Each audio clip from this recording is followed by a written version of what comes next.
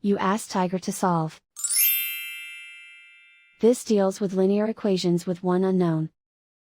The final result is t equals -4. Let's solve it step by step. Group all t terms on the left side of the equation. Add 9t to both sides. Group like terms. Simplify the arithmetic. Group like terms. Simplify the arithmetic. Group all constants on the right side of the equation. Add 4 to both sides. Simplify the arithmetic.